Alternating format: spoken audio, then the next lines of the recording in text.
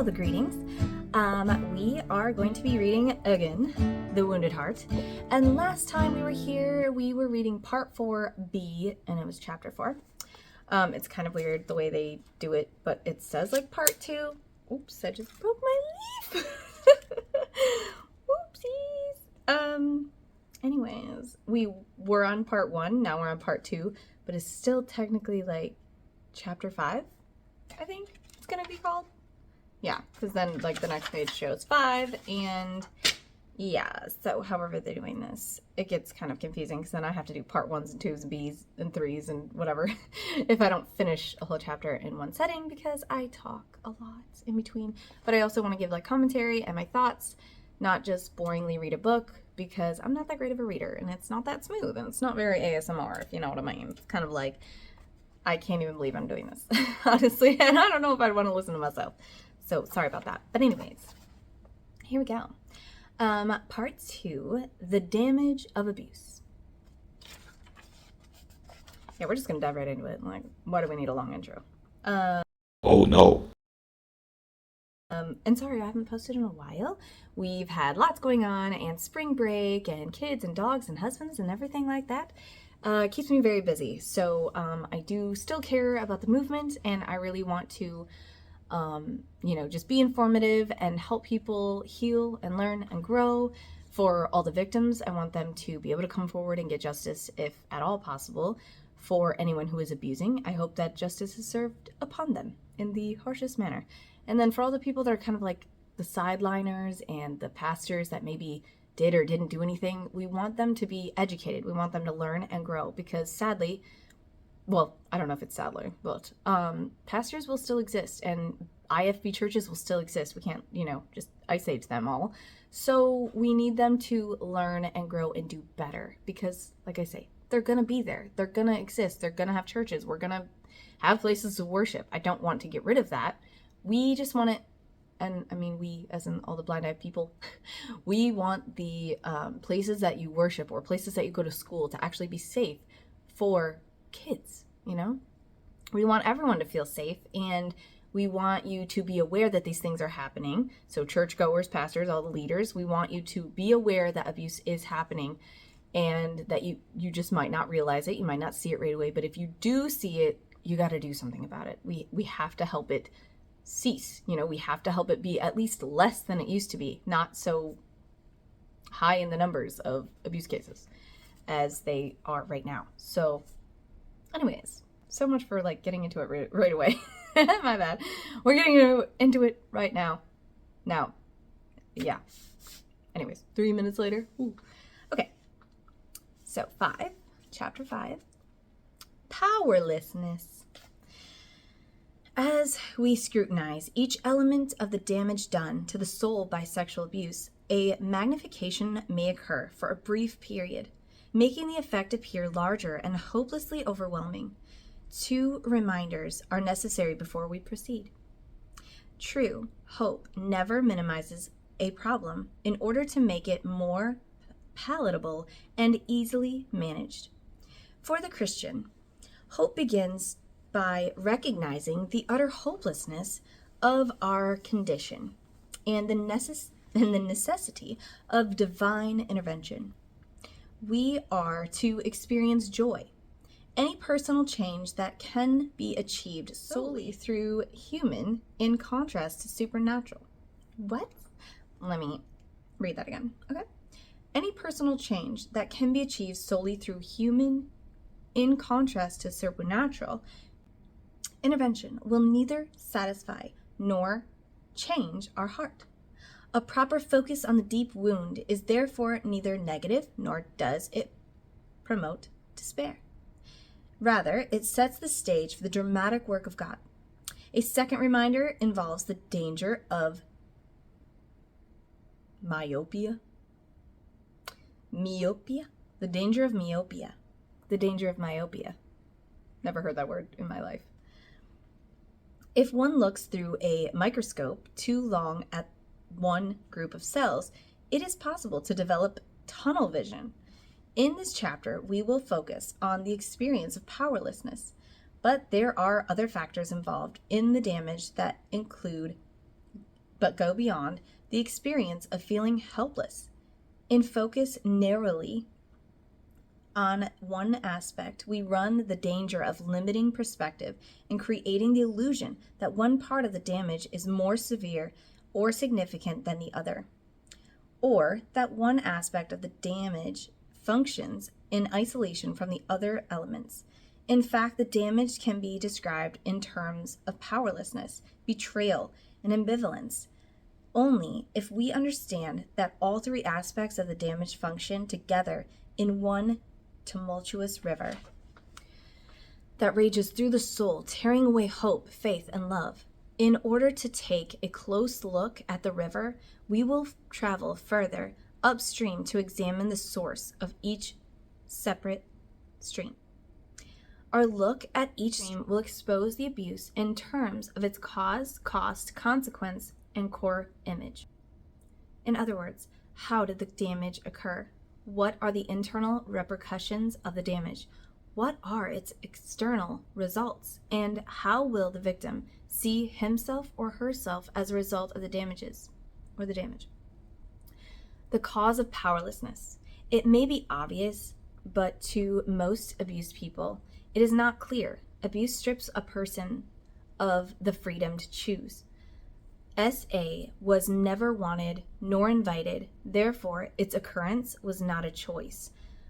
If the abuse occurred one time or hundreds, the fact does not change to the degree that choice was denied. Powerlessness was experienced and dignity was assaulted. There are at least three forces that cause a sense of powerlessness: the inability to change the dysfunctional family the inability to stop the abuse, and the inability to end the relentless pain in the soul. The emptiness of the home. I am continually amazed how often someone who was abused will begin by telling me they had a happy childhood, or how richly loved they felt by their mother and father, even though the history indicates that nothing could be further from the truth. A child would rather have a bad percent. I'm dumb. A child would rather have a bad parent than no parent. Ain't that the truth? That's so sad. Like, ugh. It's terrible. And even more would rather be a bad kid than face the wickedness of the parent he is dependent upon. How is a child to survive if he fully admits that his life is in the hands of someone who will neither protect him against harm nor provide for his legitimate relational desires? The denial of the emptiness is further fostered by an absence of comparison. How is a child to know what she is missing if she has nothing else to compare it to? In most cases, the relational emptiness is all the child ever knew, and so it is viewed as acceptable, if not normal. Proverbs 27:7 states the dilemma well. A sated man loathes honey, but to a famished man, any bitter thing is sweet. The NASB. For a child who is humiliated at the dinner table every night, to be merely ignored may be a relief, in fact a joy. Or when a child is often forced to participate in oral, to be merely fondled seems minor and expected. For real, like that's why like the whole trunk situation for me was like, well, whatever, at least, it was a second of him not kissing me, I guess. I don't know, some things just seem like not that big of a deal when you're so used to things that are a really big deal, and then you just kind of like have to cope with them, and you sort of get numb to the crazy, and then you just like are so looking forward to something that seems less crazy or less painful or less emotional or scary and stuff. So I totally get this. And just a reminder, because I can feel the elephant in the room of all of you who have, been abused, especially in IFB churches. If I feel like this elephant in the room that I may be talking about God, and like it may be so triggering that you just totally cut me off and like I'm not gonna listen to this. But what I just want you to try to do is keep an open mind that I'm not reading this as an IFB or as like hardcore Christian. I am reading this as a victim of abuse within those circles, and I'm trying to learn for myself, but I want you to learn with me, because the whole goal and the whole point of healing is so that you can live a productive, happy life, even though you went through something terrible. And that's kind of where I'm trying to get to, and where I've hopefully come and or come to, instead of staying in the sadness and the darkness and the depression and the feeling paralyzed in your situation, because we were all once there. All of us who were abused, I'm sure, I mean, I'm speculating that all of us were in some sort of fashion of flavor of this darkness and this sadness and just the oppression of being abused, you know? So we all just want to get, like, I feel like we could all collectively have the same goal, and don't read too deeply into, because like I said, I don't know this bro that wrote this, and he could be totally wrong, and we are just trying out this book to see if it helps us at all. And then I would like to move on to another one, and maybe it has nothing to do with God, maybe it does, I have no idea.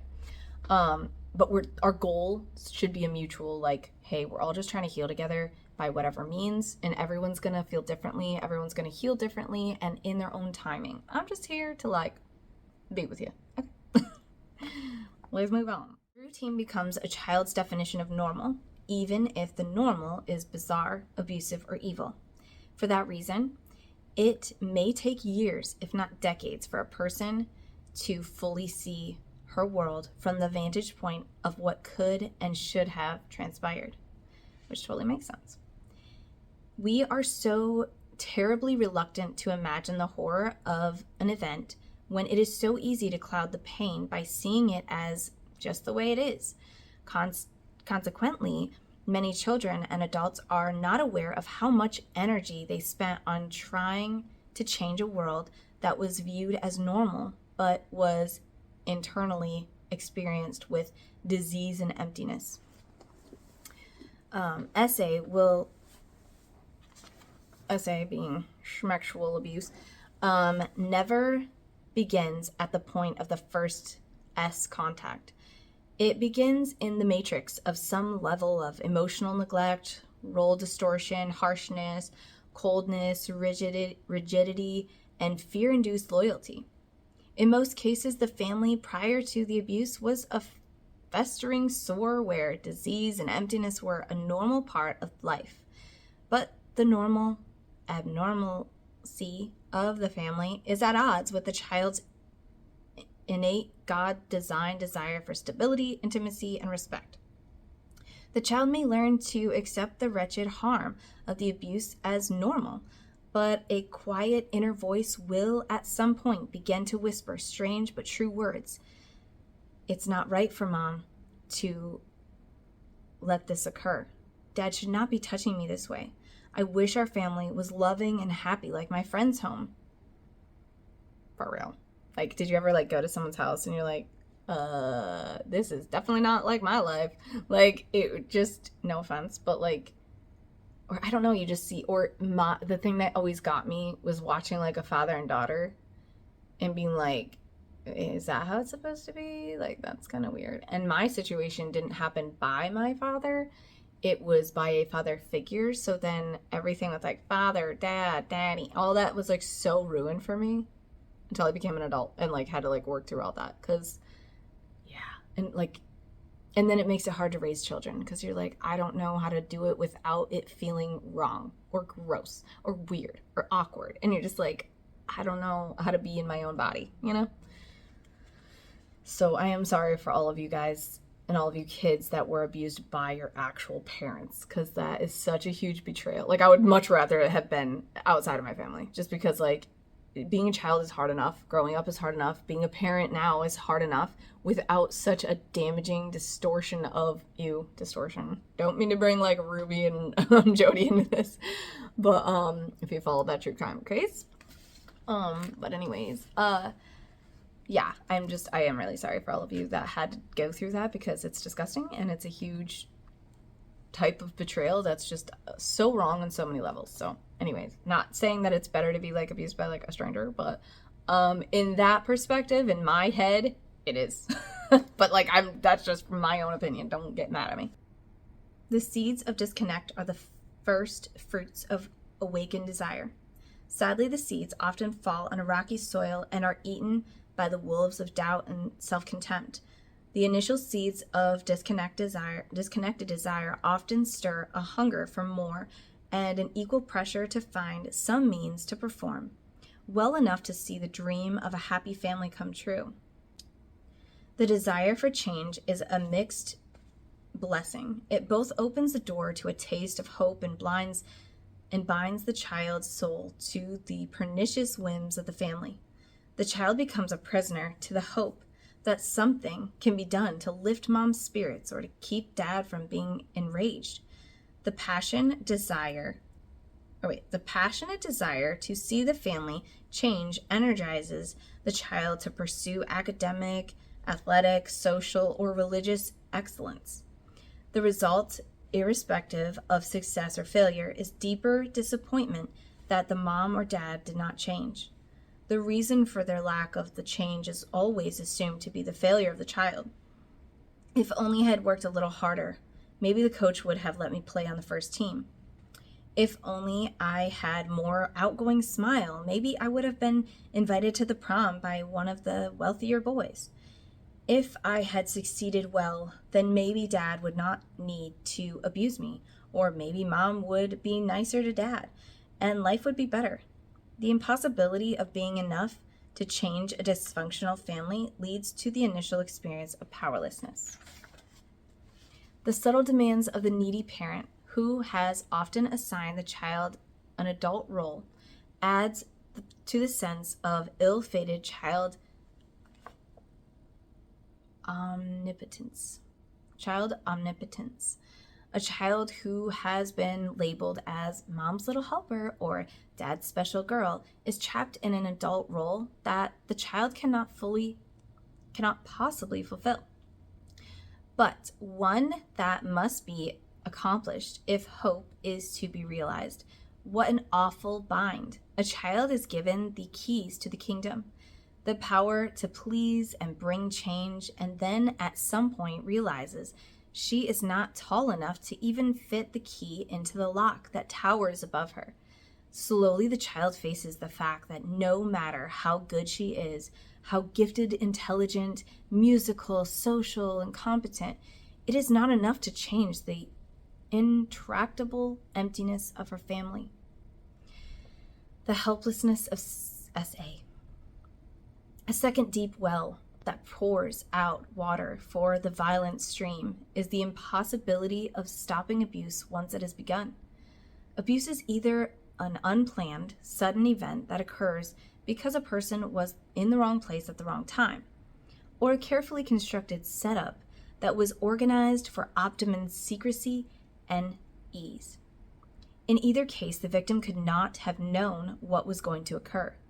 There was no way to stop the assault. The victim was not given an option, time to reflect, perspective on the issues involved in the abuse, or the opportunity to seek the help of another in making a choice about involvement. In other words, the assault in either the sudden, unplanned attack or the well-orchestrated seduction stole the opportunity to choose. Whether physical pain is experienced or not, the violation of the body and soul leads to a sense of being small, helpless, and alone. So true. Furthermore, once the abuse has occurred, the abuser often uses threat or shame to silence the victim. The fear of being burned to death or sent to an orphanage would understandably keep almost anyone mute. Violence, however, is not the only weapon used to weaken the victim's voice. Shame is just as effective a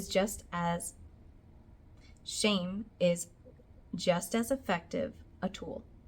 The threat of even more exposure and humiliation increases a sense of hopelessness. Now, I could definitely second that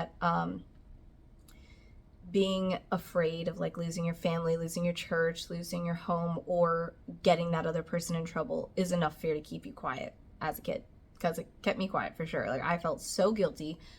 Like, he was afraid that I would tell on him. Like, my abuser was afraid that I would tell on him. So even when it just came to like a hug, I wasn't allowed to say that to anyone, like that was going on, even like friends and stuff. And because I was already so scared of even letting that out of the bag, like when it got worse and worse and worse, I was like, well, I definitely can't say that. Definitely can't say about that. Like, if just a hug would get him in trouble and get me like kicked out of my house, then like, of course, I'm not gonna say anything about the other stuff. So it wasn't even like, oh, I got tied up or I had a gun to my head or whatever. It didn't need to be that violent to be really, really scary, you know? And I think that's where, like, when you're an adult and you're like hearing about these situations, you're like, bro, you were 15, 16, 17, 18. How did you not just like run up to someone and be like, hey, this is going on? And he doesn't got a gun in my head, so I could just tell someone on the street or tell my family or friends or whatever. But it's just not that simple. Like, it's almost like being in a plastic bag over your head of fear. And no matter how much you want to, you just can't breathe and you just can't speak. And it's like, yeah, that's like a good analogy in my head. Like, there's a plastic bag around you. Nobody can hear you screaming because it's all inside. Nobody can see your facial expressions quite the right way. And you just can't reach anybody. You can't reach out because the fear is suffocating you and you're slowly dying inside. So, yeah. Good times.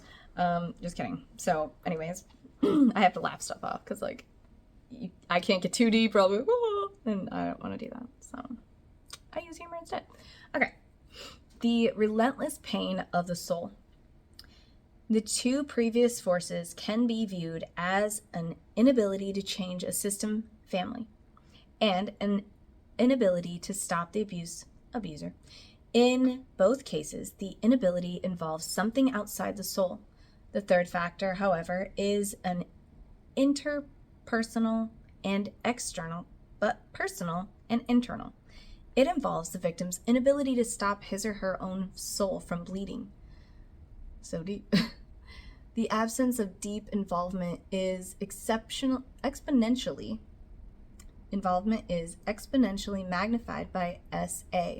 The heart aches, and there is no immediate resource for relief, except the soul-numbing choice to abandon a sense of being alive. What a terrible choice. If the victim wants to live free of the pain, then she must choose not to be alive. Oh, it makes me want to cry because, like, it's just... Ugh.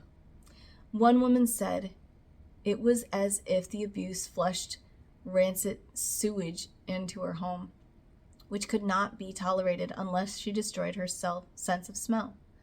Although a victim may choose to kill the part of her soul that feels pain, the grace of God renders her unable to The grace of God renders her unable utterly to destroy her own or anyone else's intuitive sense of being. She cannot entirely wipe out the pain, no matter if she opts for catatonia, multiple personalities, amnesic forgetfulness, or hyper-spiritual denial. The remnant of pain alternately mocks and soothes the victim's heart. I am in pain, and I am not in control. I am alive. I am not a mechanical automaton.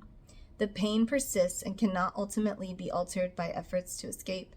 The essence of all three forces of powerlessness, the family, the abuser, and the pain, is the inability to escape or change the ravaging consequences of living in a fallen world. Every day we are assaulted by forces of evil, injustice, selfishness, and abuse as a normal course of living with sinful people in a fallen world. When the pretense that the good life is a matter of hard work and fair play is stripped away through victimization, we are faced with the awful fact of how little, if anything, is in our direct control. Powerlessness, the inability to redirect the family heartache, stop the physical touch of the abuser, or silence the hollow screams inside the heart, is a reality that is endemic to all humankind, but is faced by few. We are all helpless, but only those We are all helpless, but only those who have been radically deprived of the inherent freedom to choose and the legitimate desire to redirect that which is wrong will know how truly powerless we are in every endeavor that matters the most to us. Powerlessness is no gift, but the consequences of facing our helplessness as victims of abuse, and even more as sojourners in a world that is not our own, can open the door to new vistas of power, and a radical taste of what it means to be free. The cost of being powerless. The experience of powerlessness need not destroy or damage the soul. However, in most, if not all cases, profound helplessness leads to deep scars and wounds. Oh, my widow clover. I have a little clover in the book, apparently. Not just a giant leaf. We'll just stick you back somewhere over there.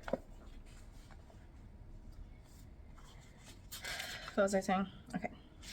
Wounds. The internal damage follows the path of doubt, desire, and deadness. Self-doubt is common when our efforts fail to bring results. Failure is a rock in our shoe that nags us until we find relief. At first, failure to achieve our desired end will elicit careful scrutiny. What can I do better? And resumed commitment. How can I try harder?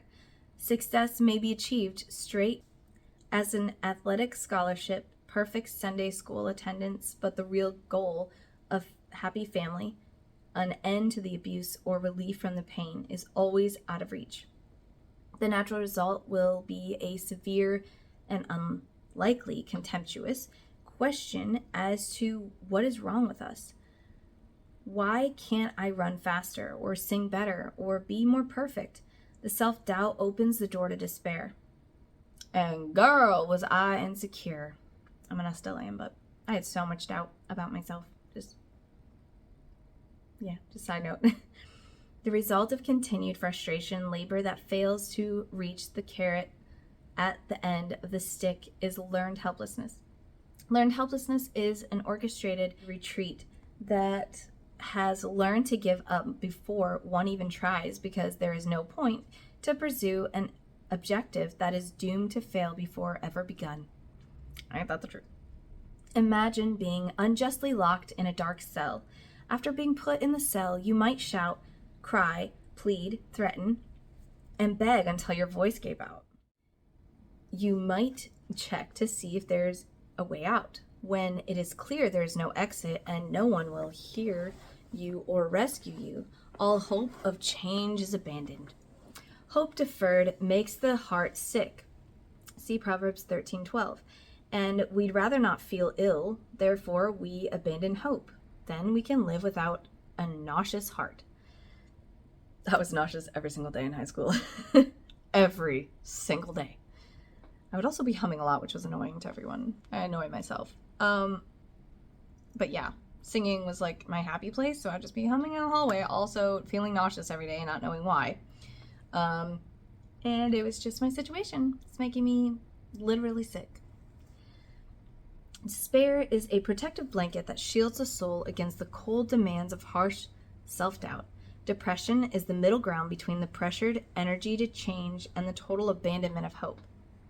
Those who abandon hope deaden their soul by cutting off the parts of it that still feel rage, pain, and desire, and exiting those parts to the furthest reaches of the unconscious. At times, the choice is as conscious as the taking of an oath. One woman recalled a commitment she made during the time her uncle flirted with her. If I don't feel anything, he will stop. He didn't stop, but only intensified his verbal intrusions by making comments about her developing body. She deepened her commitment. If I never feel anything, at least he will never have the pleasure of seeing me respond. From that point on, she became an ice maiden, an unfeeling auto-maiden who exiled her soul into a subarctic region of denial. Her deadness was a hunger-induced commitment to lose her soul rather than hurt anymore. She described herself as a person who left her porch lights on, but was never home. She smiled and feigned involvement, but no one was ever invited into her empty soul. She was never at home in herself. Sad. Because of the way God has made us, it is impossible finally and completely to deaden the soul. The soul will resurrect in spite of the cruelty used to destroy it. It will pop up and then be slain again, return and be shoved down through contempt. The power to destroy the soul is not in the hands of Satan, another human being, or even oneself. Nevertheless, when we manage to deaden our soul, even temporarily, we open the door to terrible consequences. The consequences of being powerless. The experience of powerlessness is almost always damaging. The external consequences of the doubt, despair, and deadness set into motion a process that eventuates most often in broken relationships and further re-victimization. When we feel profoundly helpless, we can lose our sense of pain, which in turn leads us to the loss of a sense of self and inevitably results in a loss of judgment and wisdom. The process can be deadly. Loss of a sense of pain. Pain is a gift. We may not welcome it when it intrudes in our life, but imagine that would occur if we never felt pain. Imagine what would occur if we never felt pain. Dr. Paul Brand, a renowned physician who studied and treated leprosy for many years, found that the disease destroyed its victims by numbing their nerve endings. The progressive deadening of the nerve sensations permitted the leper to put his hand or foot into dangerous situations of extreme heat, cold, or harm without awareness. The disease indirectly destroys a person by deadening his awareness of pain. The obvious parallel to our spiritual condition and life is a marvelous metaphor that brings perspective and honor to the experience of suffering.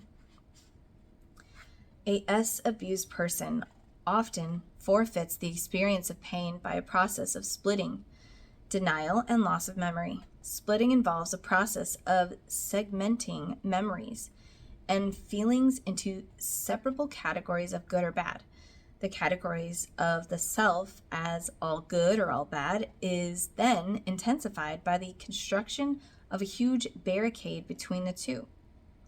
It is not possible for the person to see errant motives in her good self or legitimate desire or even honorable intention in her bad self. The two are separated by an iron curtain. On one side exists all the lust, vengeance, hate, and hunger of the soul, and on the other side, all the love, forgiveness, and warmth. If feelings from the dark side are expected, they must be either denied or embraced in an orgy of compulsion. The binge eater hates herself, but periodically allows for a break in her good self routine by a few minutes of oral debauchery. She knows she must pay the price of shame and contempt, but even that is a small price since the self-hatred adds another layer to the wall and more distance from the deeper pain inside. Splitting leads to a wall of denial. Denial separates the mind of the agony in the heart. It is the dividing wall between the good and the bad selves. Is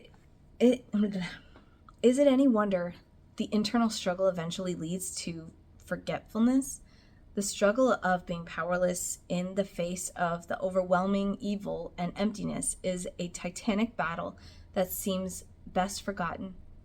The energy required to keep the iron wall of denial intact is costly and time-consuming.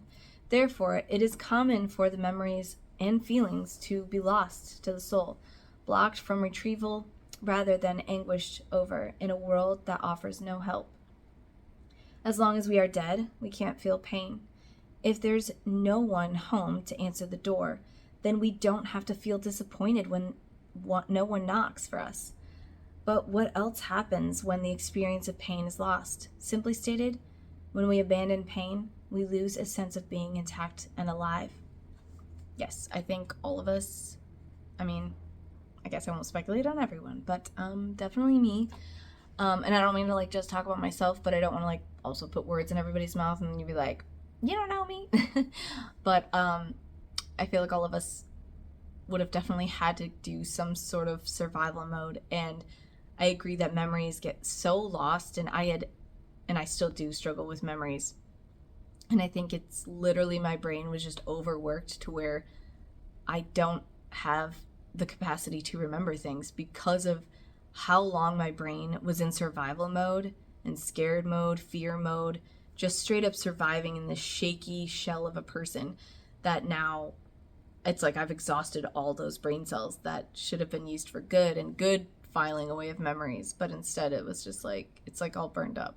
It's, I don't know, hard to explain, but that's what I feel like happened to my brain. I spent too many years trying to split things off and try to control all those feelings and emotions to where now it's like you kind of implode. Loss of sense of self. The contempt of the self is an intuitive rather than scientific notion. What is the self? The contempt of the self is an intuitive rather than scientific notion. What is the self? How do we define the word soul or self, or, for that matter, the idea of life? There is something inside us that provides continuity and cohesion to divergent experiences of life. I can recall going on a Boy Scout field trip to the governor's office. I wore shorts, a t-shirt, and a Davy Crockett coonskin cap. All my peers wore a shirt, a tie, and a suit. I was mortified, especially when we had our picture taken with the governor. As I recall that event nearly 25 years later, I can feel my face blush. I can see that awkward, pudgy, curly-haired boy as quite different from me, and yet I blush for him because I know it is me. But what is me? I have no idea. All I know is that I am connected to that boy. It is kind of weird. Like, you go through every decade. I was just talking to my husband about this. Like, every decade you go through like a whole nother lifetime, and it feels like you are so removed from that person because your age, your looks, your whatever, and it is very strange. So I can like totally see where he's coming from. And he is connected to a man I can see 25 years later from now who is the slow, overweight, balding man I will become as the years transpire.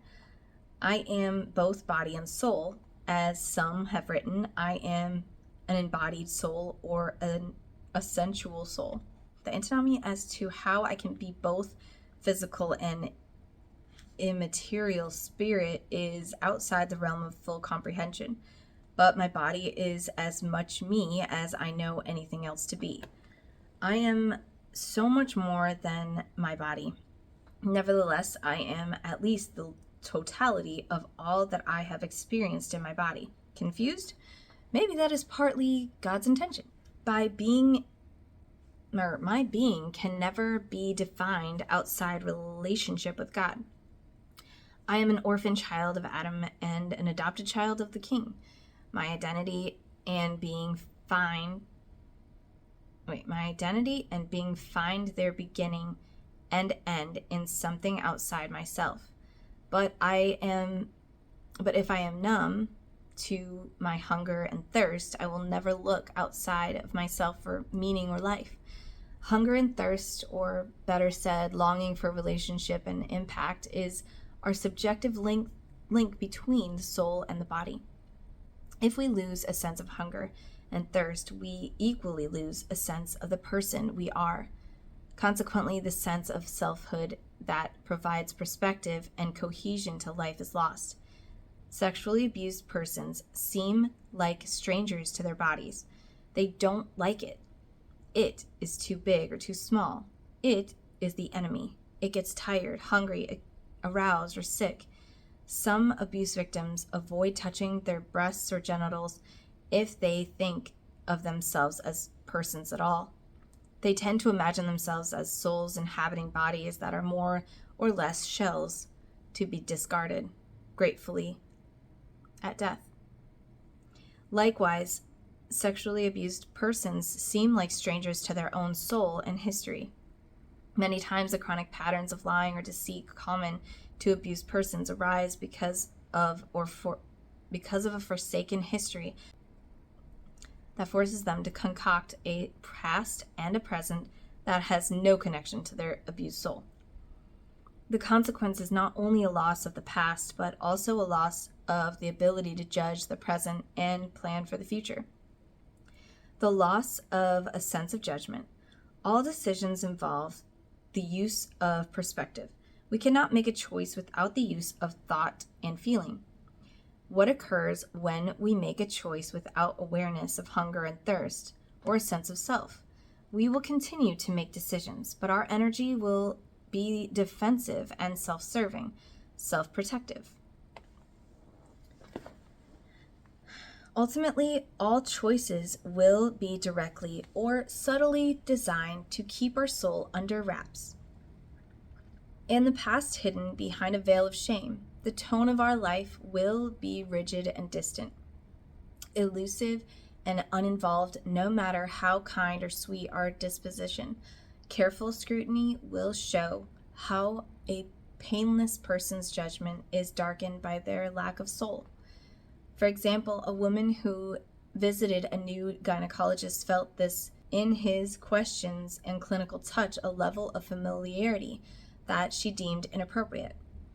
She managed to nullify her initial assessment, however, by viciously assaulting herself with contempt for so crudely misjudging her competent physician. He's a good man.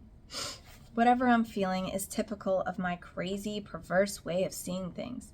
Consequently, each subsequent appointment over the next 6 months only confirmed her wanton and despicable heart, because each time she felt his interest to be inappropriate.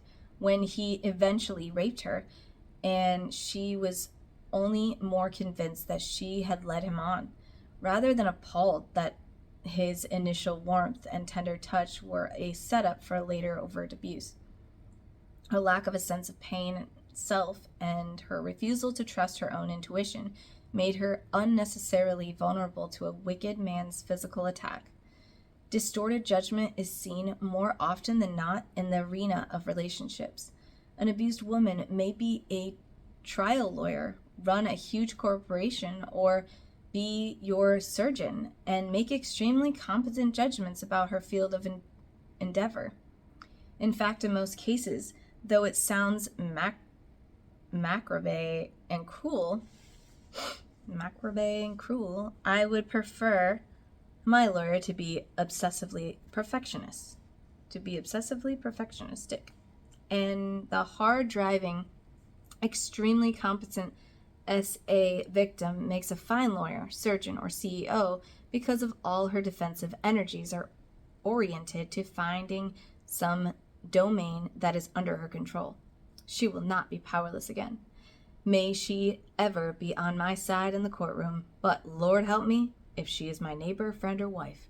Her deepest pain occurred in relationship, and it is in relationships that her judgment will most likely be distorted.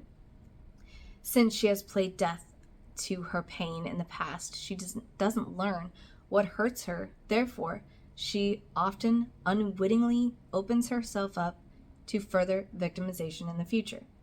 The cause of this relationship between abuse and victimization is not entirely clear. There are at least two significant factors. First, an empty and unsure person is an easy mark for those who are looking for illicit pleasure and gain, who is most likely to be gypped by the unscrupulous used car dealer, the knowledgeable, savvy buyer, or the frightened, innocent first-time shopper. Many abused persons seem to advertise their past victimization through naive, blind trust and through weakness that invites abuse. The unconscious signal sent is a loud invitation in an evil world that attracts wolves to an easy kill. I really feel this, because I just feel like most of my life it's like how did I fall for that? And why did I fall for that? And why did I let that person do that? Or, yeah, I walk around feeling really naive and silly most of the time. But I'm working on it, and I'm trying to be more confident and trying to be more sure of myself and trying to listen to myself when I see the red flags or when I don't feel like, I deserve to be treated a certain way. I try to handle it, but I do also want to be a good person and handle it with grace and not just fire back at everyone and be like, I will not tolerate that, and like be like a bully myself. I really want to try to have a happy medium and not go like completely the other direction, like not being like a little naive mouse, but also I don't want to be a roaring lion that bites everybody's heads off either. So it's really hard to have a balance. Especially because you're so full of like doubt, like, am I right? Am I wrong? Should I do this? Should I feel like this? I don't know. You do feel like you have blinders on in a way, like you don't really know the truth because of everything that happened, and it's really hard for you to make good, healthy decisions. So I definitely encourage all of you, like when you're having decision making or you're dating someone new, like bounce ideas off other people, because it really does help to have like a sounding board so that you can kind of know when you are correct, because someone can back you up and be like, no, that's valid, that's a good point, like listen to your instincts kind of thing. Otherwise you could just like go in circles in your head and then make bad decisions. So the cause of this relationship between abuse and re-victimization is not entirely clear. Okay, the second factor is more difficult to explain and understand. Abused men and women often entangle themselves in relationships with people who are not trustworthy, faithful, or loving. I've worked with a number of abused women who have been married and divorced several times, seduced and cheated out of large sums of money by men who are cut out of the same pattern. It is not uncommon for an abused woman to be enmeshed with men who cannot make decisions, do not desire intimacy, and defend their weaknesses with a distant defensiveness that occasionally erupts in rage. Why would this be a result of a loss of judgment? From the vantage point of shame, poor judgment can be understood as a result of not feeling worthy to be in a relationship with a truly loving man. That is 100% true, and I feel like that's why I married my first husband. I didn't think I deserved any better. I didn't realize I could stand up for myself. I didn't know how to. And I felt like I could save him because, like a good Christian girl, like, hey, once he gets saved and baptized, he'll become the man that he's supposed to be and be a good leader and be a good, faithful person.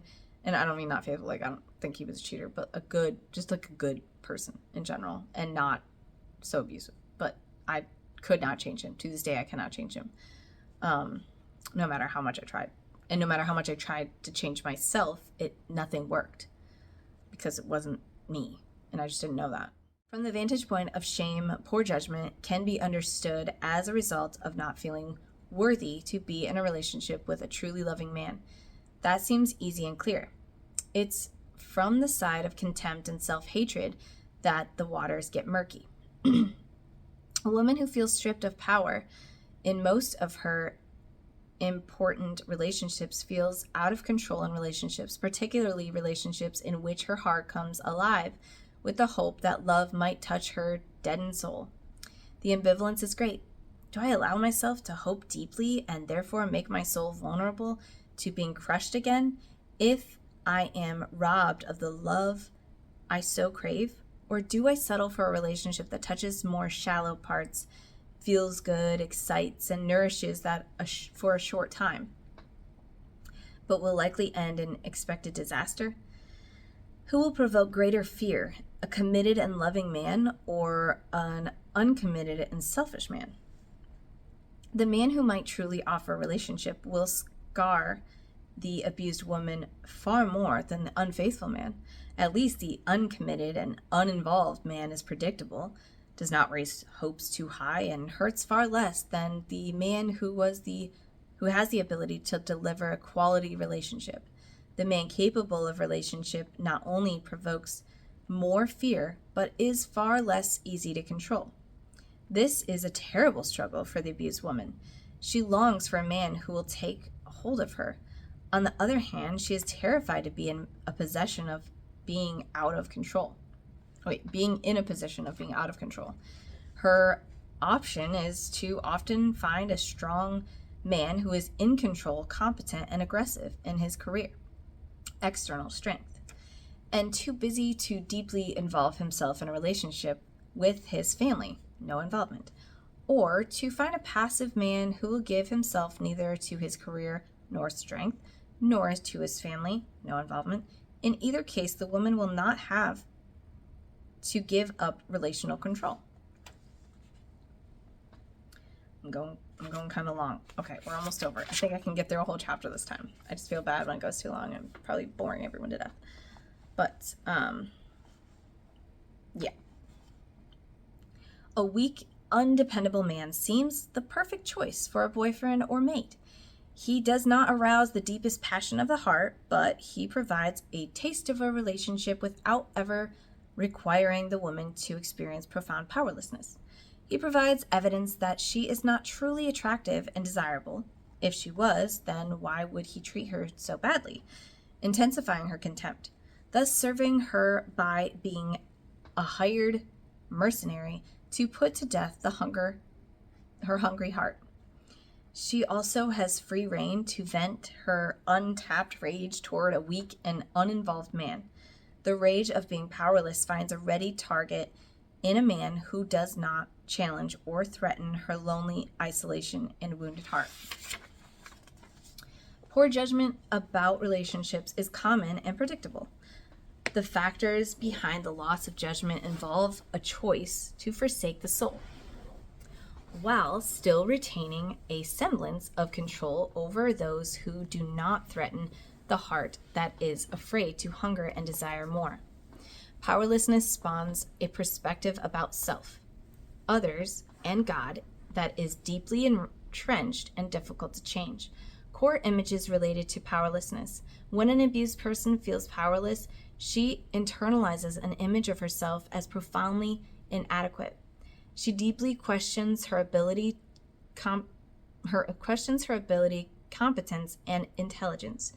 The doubt that opened the door to desire and deadness centers on these questions. Why could I not stop the family emptiness, abuse, and heartache? Why did I not get better grades? Why did Dad like my sister more than me? Why did Mom always find fault with me? The questions of doubt center on the issue of failure. Failure at a task seems to imply inability, incompetence, or a lack of motivation. The abused woman will often see herself as mentally deficient. I have worked with men and women who have attained the highest level of proficiency in their field and yet view themselves as idiots. One woman always found a way of undercutting her academic achievements by blaming the ease of the exam. Later, when she was accepted at the Harvard Medical School, she excused her success as the result of a more lenient attitude toward women. Her election as chief resident at a prestigious hospital was rationalized as the result of her adequate organizational skills, which the other students never worked to achieve since they were too gifted and cerebral. It is utterly useless to encourage such a person to evaluate her God-given assets more realistically because the energy behind the deep doubt and hatred is not based on reality. The image of being without talent, mediocre, average, or worse is a self-serving, self-protective evaluation used for a purpose. It provides the victim with a contemptuous explanation for not being able to halt the pain. As long as she is unintelligent and mediocre in ability, she can explain both why she was powerless and hope that she can become more powerful through studying, improving her speaking skills, or listening more attentively. The contemptuous evaluation of ability and intelligence also serves to deaden pain and refocus attention away from what the abused person feels most powerless to do anything about, her hatred and rage. In summary, it is a good rule of thumb to listen to how people talk about their natural abilities, intelligence, and accomplishments. To get an initial assessment of the nature and intensity of their contempt, self-hatred in the area of intelligence or ability is often a result of an abusive past that the person was powerless to stop. The damage of abuse is not limited to powerlessness. Another deep wound is the experience of betrayal. The awful reality of being set up and used by the abuser and being unprotected by the non-offending parent or parents. Okay, that is getting me choked up. So that we finished the whole chapter 5. Yay. And my immediate reaction to myself is like, you're so dumb. How does it take you a whole hour to read a chapter? You know, and I feel like this was preaching to myself because I am so insecure, and I've basically made it like my career to hate myself. And it's really sad because then like I know my self-talk like out loud is probably damaging like my kids and my spouse and like everyone around me because I've always hated myself, and I don't even know if I really like hated myself. I think I just hated how weak I always was and how it definitely made me feel like I wasn't smart, and like how could I fall for things like what my teacher did, and how could I fall for what my ex-husband did, and how could I not care about myself enough or have the strength to leave sooner or to tell someone, and you know, how could I do that? So like, you know, ever since I was younger, it's like I just constantly make fun of myself or constantly hate myself and say out loud how like I'm smooth-brained, I'm stupid, I'm slow, and like part of that might be actually true, but the reasons that I am the way I am is because of, I mean, some of it could be just the way I was born. Some of it could be nature versus nurture, you know, all that stuff. And the things that happen to me, my brain functions a certain type of way. And I have definitely just, I guess, out loud hated myself. And I always feel like I'm on 600-pound life, even though that's not true. I have a very hard time seeing myself in any good light. Like, if I take one photo, I could probably pick out 20 things that are wrong with it. And I will probably never be fully satisfied, you know?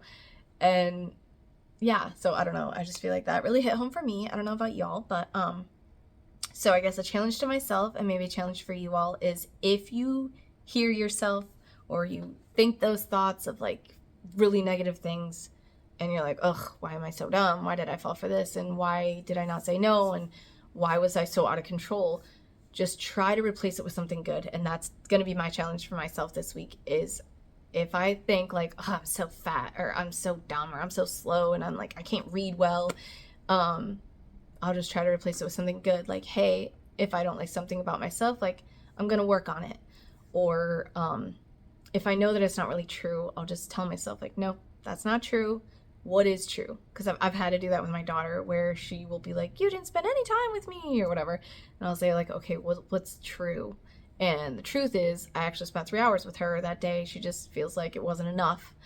And we kind of have to do that with ourselves as adults, boys and girls, men and women. All of us need to kind of remind ourselves, like stop for a second and say something good to ourselves, because we are our worst enemies and we can completely destroy ourselves from the inside out, physically doing things and internally doing things that really hurt us.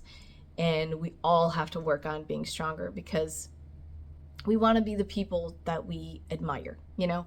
And so try to be your new best friend. It sounds like, oh, you're a psychopath.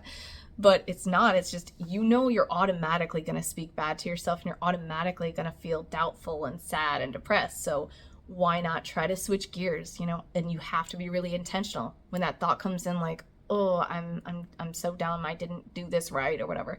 So like, you know what? I made a mistake, but I'm going to do better next time. I'm going to remember this. I'm going to try harder. Or, you know, next time I'll study a little longer, or I'll I don't know, I'll count to 3 before I speak so then I don't embarrass myself or whatever.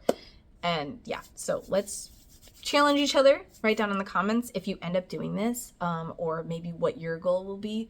But mine will be like stopping myself from saying something bad and kind of trying to switch up the sentence into something positive about myself so that I can grow and be better. And because like, who doesn't like being around someone that's positive and joyful and just have that like peacefulness about you? because I have people in my life that are just like, they seem so confident and just so graceful in life, and I would really like to be more like that instead of like dogging myself all the time.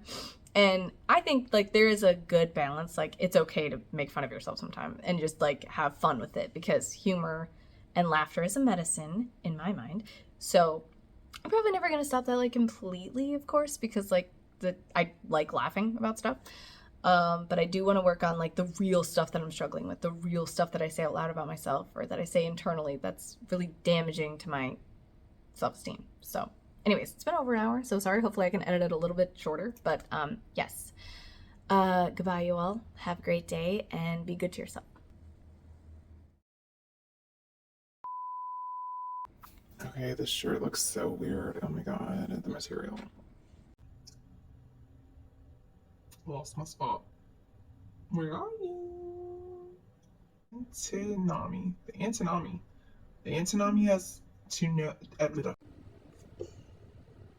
phone has a hair in my mouth.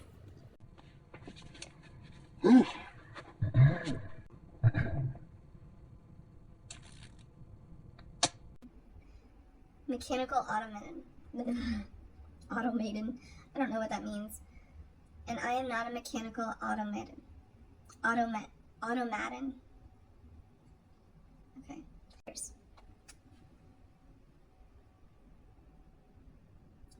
I was looking for my phone.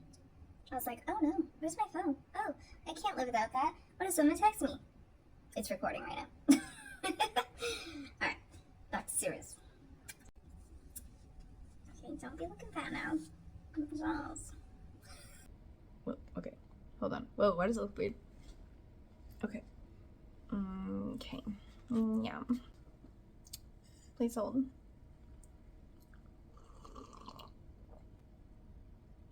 So satisfying. It's coffee and cocoa together. Anyways. Neither satisfy.